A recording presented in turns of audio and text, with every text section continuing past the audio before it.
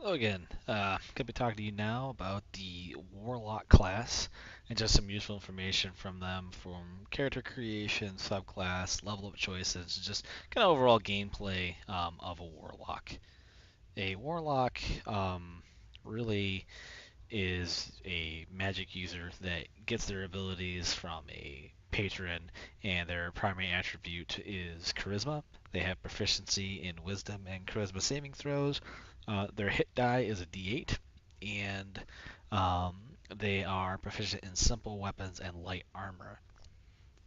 When it comes to like a race selection, um, I mean, half elves to gain kind of shield proficiency on the immunity to fall asleep or to be sleep. Sorry, humans if you wanted to get a couple more skills under your belt. The Gith, the more I've looked into them, that's why I've kind of switched to recommending them for some of these more squishier classes because out the gate you get medium armor proficiency, light and medium armor proficiency. So if you're playing a class like this or even a wizard, having that proficiency is going to be very, very helpful. From an ability standpoint, like I had mentioned, charisma is our main stat. I'm going to drop this down to 16 and drop this down to 10 so that I want to get my constitution up. Let's see here.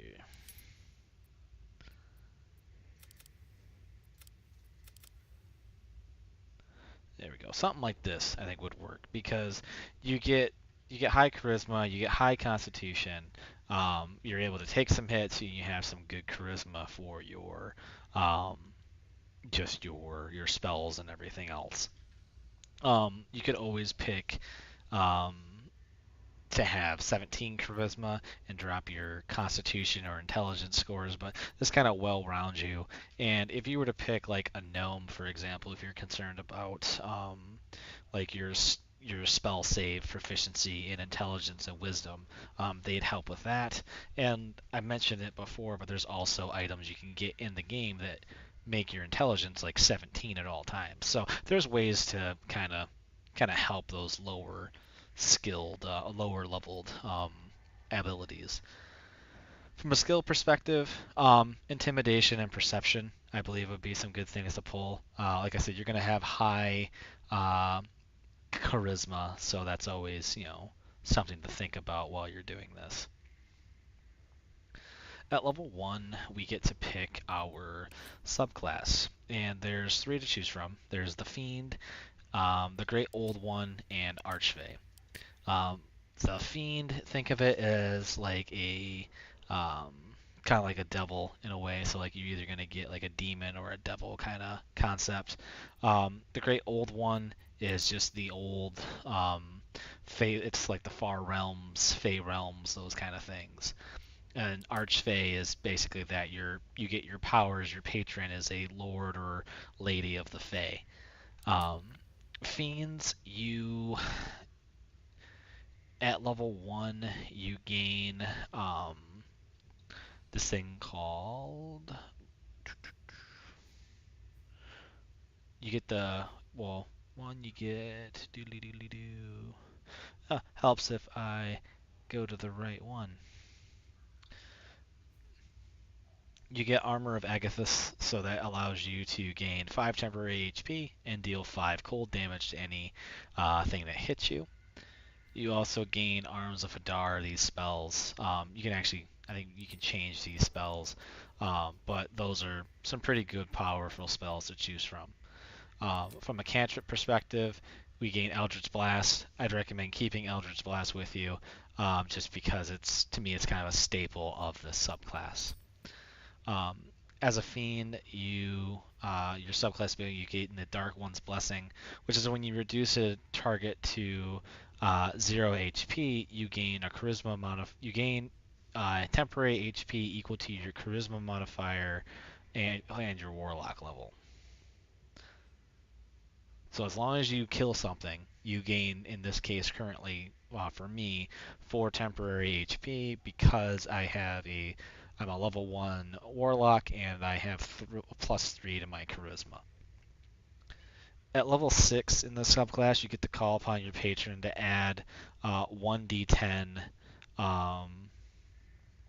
to your ability check once per short rest. And also at level 10 with this, you gain Fiendish Resilience, which basically you choose a damage type to be resistant to, and you can choose a new type of damage to be resistant to once per short rest, but you can only have one active at a time.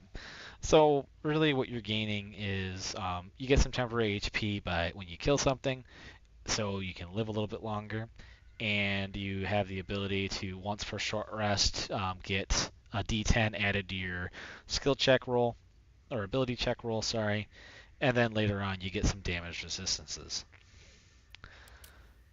The Great Old One, you get what's called Mortal Reminder at level 1, which is when you land a critical strike on a target, that creature and any nearby creatures are frightened of you until the end of their next turn.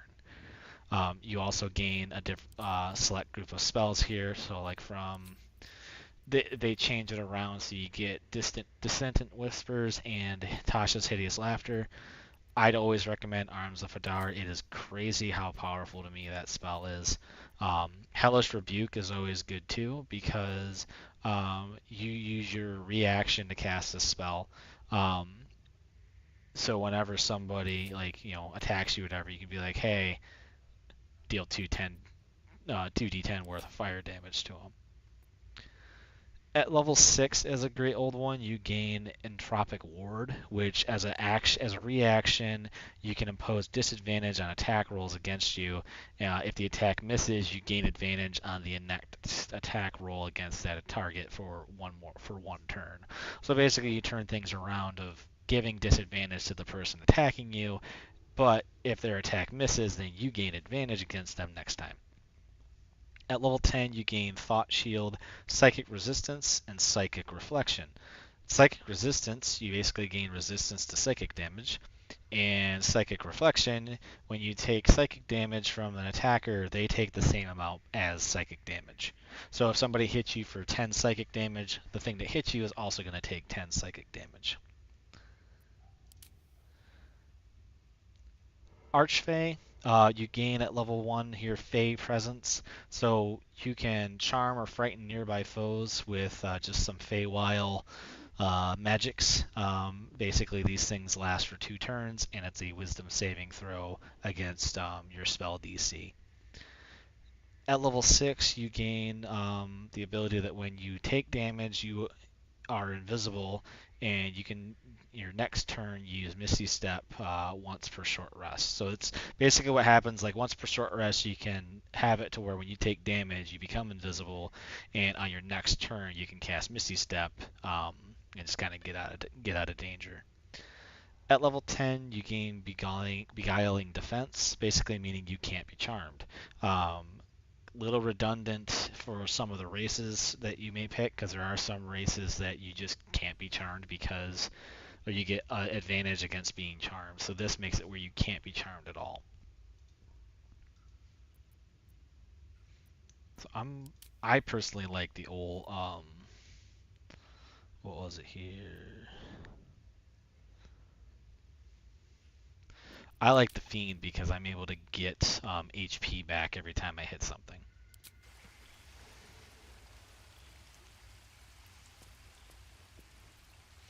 At level 2, you gain these Eldritch Evocations. And in addition to that, you gain a Warlock spell slot. So how Warlocks have spells is they don't have spell levels. They have X number of spell slots a day. And what happens is as you level up, they become higher level spells. So you might have 3 spell slots, but they can cast up to a level 5 spell. So that's how they kind of work out with, but you can regain those spell slots after every short rest.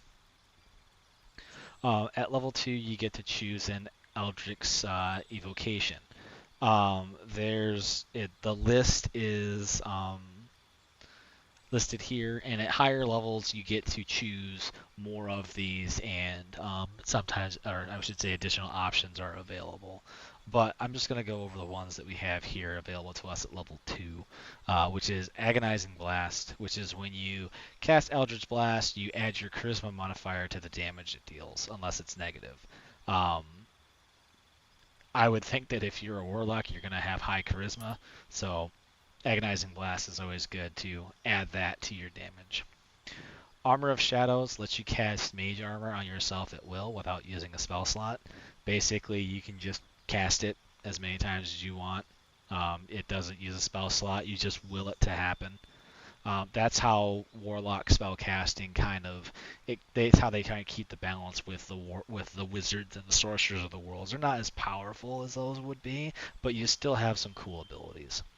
Like you could have Beast Speech, where you could speak with animals at will.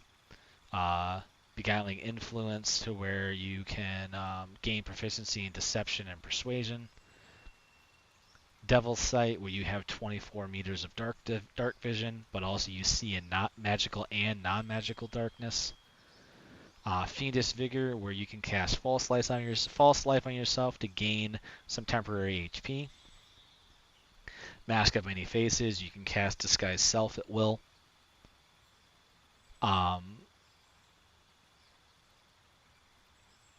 Here you can learn how to cast what's called One with Shadows, and One with Shadows basically allows you to turn invisible.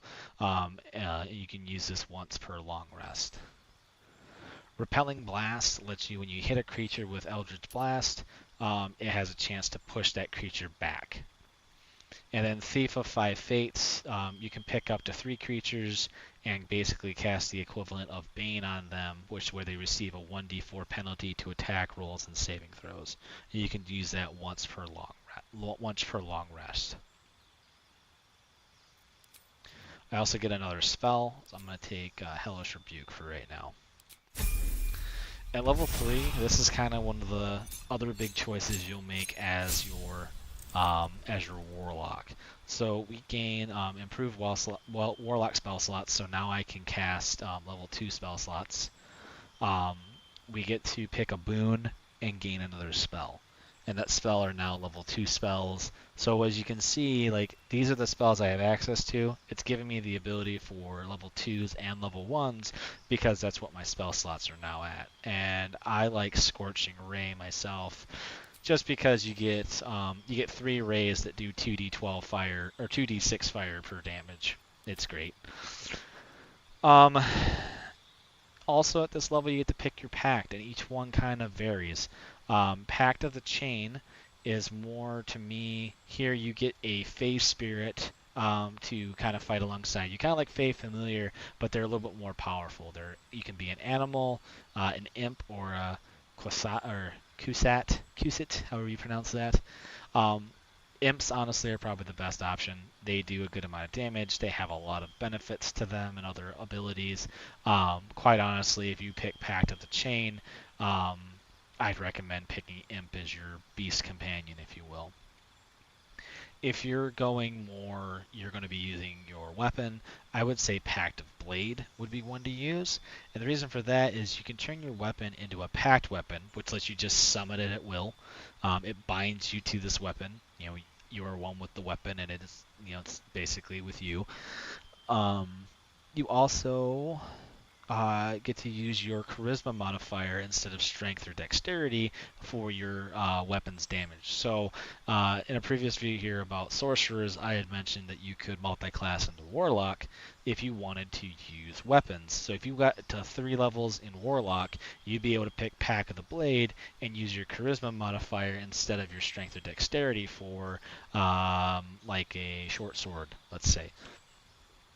I like Pact of Blade myself because I'm usually I like it because it gives me the ability to I have something other than just my spells at my disposal. Pact of the Tome, if you want to get more spells under your repertoire, you gain specific cantrips. You can't change these, but you gain access to Guidance, Vicious Mockery, and Thorn Whip. just from this Pact of Tome. So Guidance lets you add bonuses to somebody's ability check. Vicious Mockery lets you give disadvantage to something on its next attack roll and do some psychic damage. And then Thorn Whip, you do 1d6 damage, but you can pull something towards you. Because of those limitations of these cantrips, I'm not a fan of that one myself. Like I said, I like Pact of Blade. That's just me. But those are the different options. Like if you want to have a Imp Companion, pick Chain. If you want to have be able to use your Charisma modifier instead of your Strength or Dexterity, pick Pact of the Blade so you can do that. And then Pact of Tome gives you just additional cantrips to use. At level 4, we get to pick a feat or attribute bonus, and then we also get another cantrip from the Warlock spell list, for Warlock cantrip list. Bone Chill is always fun because you give disadvantage to undead targets. Mage Hand is cool.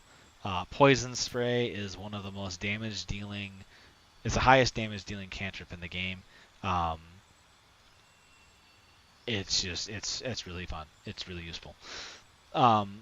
At level 5, you gain Deepen Pact, which lets you gain an additional effect on your pact that you chose. So if you chose Pact of the Blade, you get an extra attack. If you picked Pact of the Chain, your familiar gets an extra attack. If you picked Pact of the Tome, you get Animate Dead, Haste, and Call Lightning. So it starts out rough with Pact of the Tome, just the cantrips and things you get, but the more you stay with it, the more cool spells you can get here at level 5. Like literally 2 levels later, you're able to cast Call Lightning once per long rest. That's pretty helpful. And then you also can pick another Eldritch Evocation at level 5. At level 6, our spell slots increase to a max level of 3.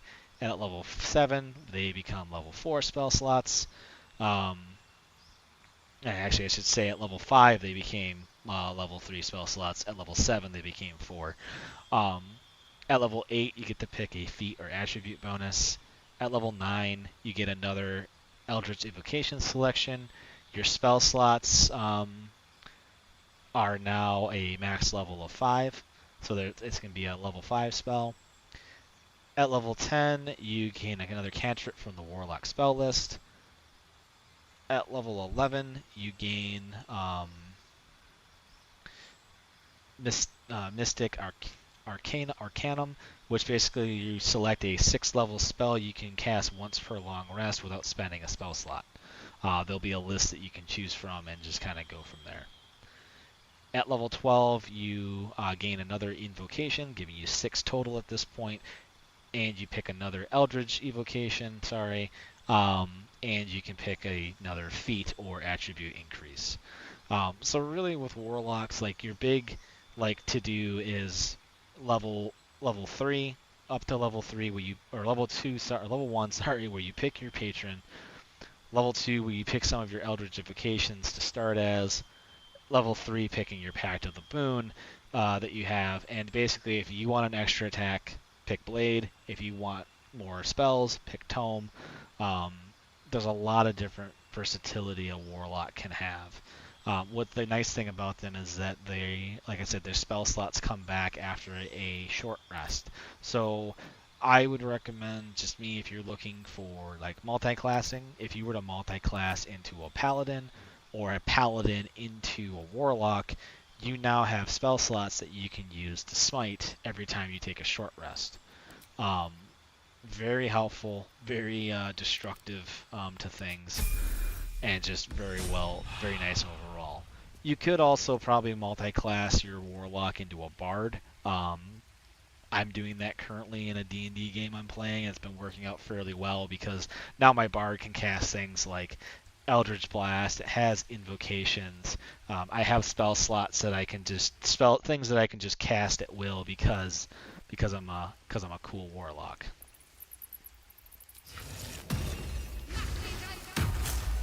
So my Eldritch Blast, it does an extra 4 damage because of my Charisma. So if I'm looking at this, I'm gonna hit that with somebody over here. It's gonna do 5 to 14 damage, which is already better than my firebolt.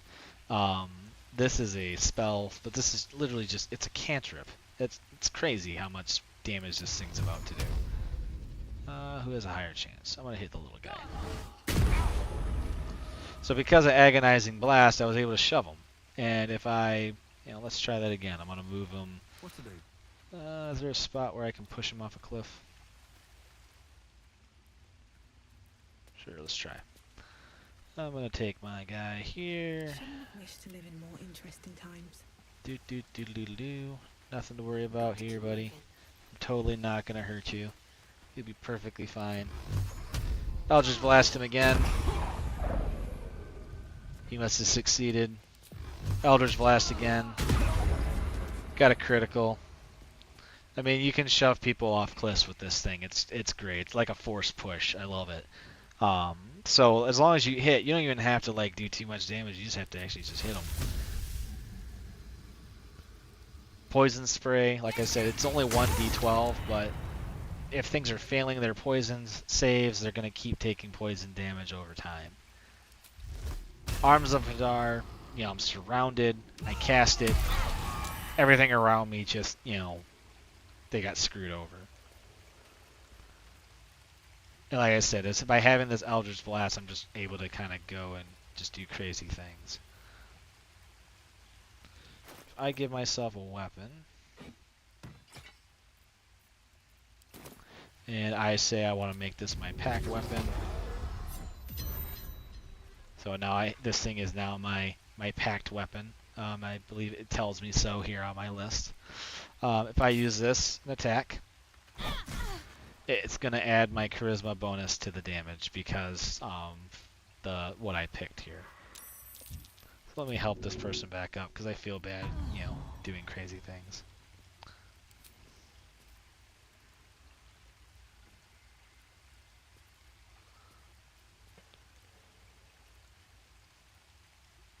So you can create specific weapons as well. So let's say I'm gonna pick I'm gonna have a glaive. Just summon this. This is what I have now. I have a pact bound glaive. So now I have that effect. So now I have a larger reach instead of what I was using before. So if I take this off, I go here. Basically turned my other weapon into a glaive. So like I said, now I have some range. I'm able to add my bonuses. I'm just going to town on these people. I just did 12 damage there a minute ago. I'm going to do probably another good chance here. He made me mad. So, I mean, there's a lot of cool things you can do here as a Warlock. I like them as just a little bit of versatility. I probably should save you. I'm just gonna save this person. Don't mind me. There's just a lot of different versatile things you can do as a Warlock that I love them because there's just a lot of different things you can do when you're surrounded. You can be versatile with your Eldritch Blast here to like, hey, that guy's charging at me. That's cool. I just yeeted him across the bridge. It's great. As always, if there's something I missed, or something you'd like to add from your own experiences of playing a Warlock, feel free to add it in the chat. And there's a lot of cool choices out here of things to do. Stay tuned because I'm gonna do I'll have a wizard video out soon as well. To kind of wrap up he's dead. Kind of wrap up the classes for this game, and I'll be able to kind of start streaming the game overall. So, as always, have a happy gaming.